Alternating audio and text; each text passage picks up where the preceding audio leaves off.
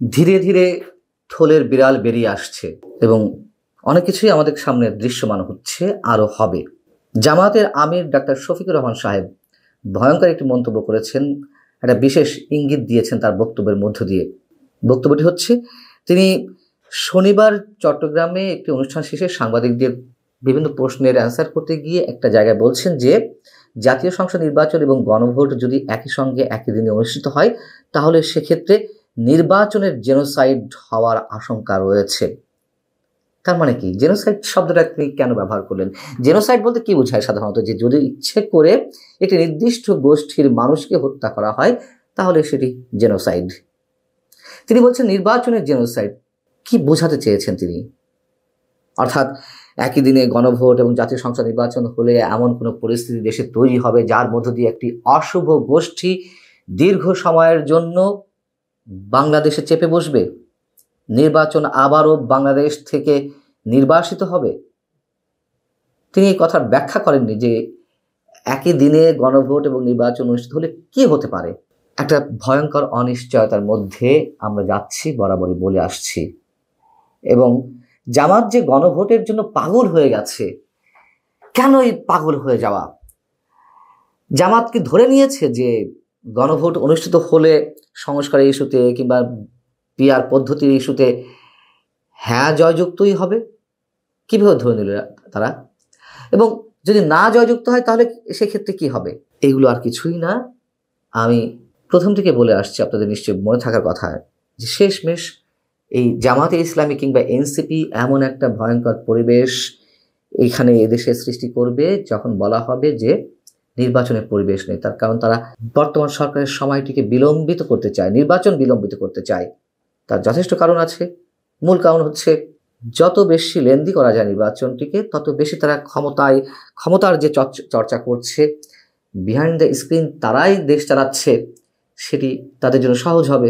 এই যে অজুহাত এক একটি, আরও একটি অজুহাত দাঁড় করায়, মানে তাদের যে বিষয়গুলো, তার মধ্যে একটি হচ্ছে তিনি আবার মন্তব্য করেছেন ওই একই অনুষ্ঠানে সাংবাদিকদের সঙ্গে কথা বলার সময়। তিনি বলছেন যে দেশে নির্বাচনের লেভেল প্লেইং ফিল্ড নেই, লেভেল প্লেইং ফিল্ড আমাদেরকে তৈরি করতে হবে। আবার বলছেন যে এই নির্বাচন না হলে দেশে সংকট দেখা দেবে, আমরা কোনো সংকট তৈরি হতে দেব না। মানে এগুলো বলে মানুষের কাছে নিজেদেরকে বিশ্বাসযোগ্য করে তোলা যে না, আমরা আসলে নির্বাচন চাই, তার মানে জামাত আসলে নির্বাচন চাই। লেভেল প্লেইং ফিল্ড নেই, এটি বিশ্বাস করার মতো ন্যূনতম কোনো কারণ কারোর কাছে আছে? আমি বলছি জামাতের জন্য লেভেল প্লেইং ফিল্ড নেই, বরং যে জামাত তো এখন মানে সর্বা সব কিছুই তারা ভোগ করছে। জামাতের কথাতে কি না হচ্ছে?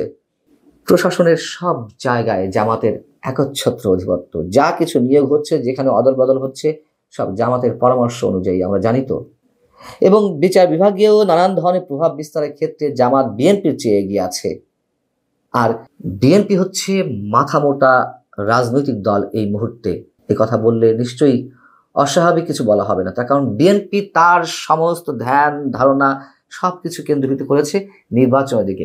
অবশ্যই নির্বাচন প্রয়োজন এবং নির্বাচনটা আরও আগে বিএনপি আদায় করে নিতে পারত, কিন্তু ফেব্রুয়ারিতে নিয়ে যাওয়া হয়েছে। তাও নিয়ে যাওয়া মানে এই নির্বাচন হবে কিনা তার যথেষ্ট সন্দেহ রয়েছে। যত বেশি দিন যাবে তত নানান ধরনের জটিলতা এই দেশে সৃষ্টি হবে নির্বাচন কেন্দ্রিক। কিন্তু বিএনপি বারবার সরকারের ফাঁদে পা দিচ্ছে, জামাতের রাজনৈতিক কৌশলের কাছে হার মানছে। এটি অপ্রিয় হলেও বাস্তবতা অন্তত আমি নিজে মনে করি।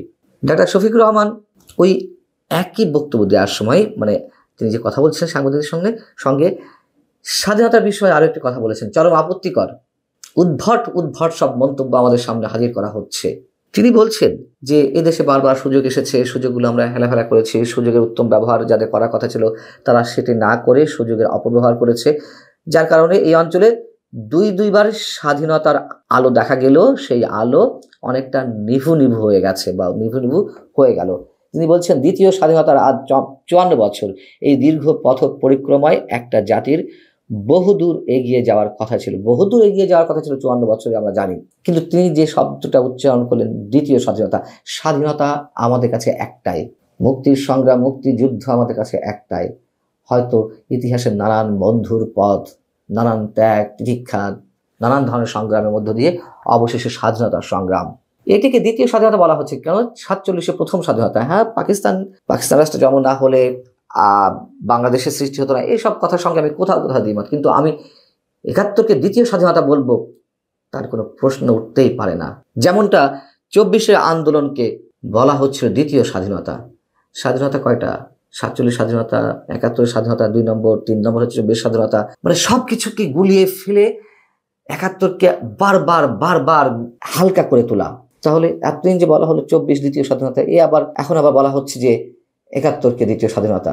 উদ্ভট সব কথাবার্তা, এগুলোর অবতারণা করে কিছুই না, শুধুমাত্র ঘুরে ফিরে আমাদের হাজার বছরের শ্রেষ্ঠ অর্জন মুক্তিযুদ্ধকে কতটা হালকা করা যায় সেই অপচেষ্টা। এবং গণভোট নিয়ে এর মধ্যে অনেক কথা হয়েছে, বিস্তারিত বলতে গেলে অনেক বেশি চর্বিতে চর্বণ হয়ে যাবে। তারপরে ছোট করে বলি যে একই দিনে 4টি প্রশ্নের উত্তর দিতে হবে হ্যাঁ অথবা নাতে।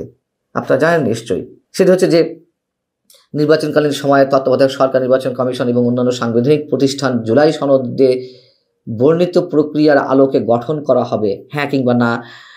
আগামী সংসদ 2 কক্ষ বিশিষ্ট হবে হ্যাঁ কিংবা না। সংসদে নারীর প্রতিনিধিত্ব বৃদ্ধি, বিরোধী দল থেকে ডেপুটি স্পিকার, সংসদীয় কমিটির সভাপতি নির্বাচন, প্রধানমন্ত্রীর মেয়াদ সীমিতকরণ, রাষ্ট্রপতির ক্ষমতা বৃদ্ধি, মৌলিক অধিকার সম্প্রসারণ, বিচার বিভাগের স্বাধীনতা ও স্থানীয় সরকার সহ বিভিন্ন বিষয়ে যে 30টি প্রস্তাবে জুলাই জাতীয় সনদে যারা রাজনৈতিক দলগুলোর ঐক্যমত হয়েছে সেগুলো বাস্তবায়নে আগামী নির্বাচনে বিজয়ী দলগুলো বাধ্য থাকবে। জুলাই সনদে বর্ণিত অন্যান্য সংস্কার রাজনৈতিক দলগুলোর প্রতিশ্রুতি অনুসারে বাস্তবায়ন করা হবে। এই যে বিষয়গুলো সব একসাথে হ্যাঁ কিংবা নাতে ভোট দিতে হবে। মানুষকে তো ডক্টরেট ডিগ্রি অর্জনের মতন নানান ধরনের অধ্যবসায় করে পড়াশোনা করে ভোট কেন্দ্রে যেতে হবে। এটি কিভাবে সম্ভব? এতগুলো প্রশ্নের উত্তর একবারে হ্যাঁ কিংবা নাতে দিতে হবে। যদি কেউ উচ্চকক্ষ পছন্দ করে কিন্তু তত্ত্বাবধায়ক পছন্দ করছে না, তার উত্তরটা কিসে দিতে হবে, কিভাবে দিবে? উদ্ভট সব আয়োজন আমাদের সামনে চলছে। এই যে ঐক্যমত্য কমিশন, এটি সম্বন্ধে আমি বারবার বলেছি, জাতীয় ঐক্যমত্য কমিশন একেবারে দেওয়ান থেকে বলে আসছে, একেবারে টাইম পাসিং একটা ইভেন্ট তারা নিয়ে আসছে, কিচ্ছু হবে না সংস্কারে, বারবার বলে আসছে। আর যে উদ্ভট গণভোটের আয়োজন করা হচ্ছে, কি হবে এই গণভোটে? ভালো থাকুন সবাই।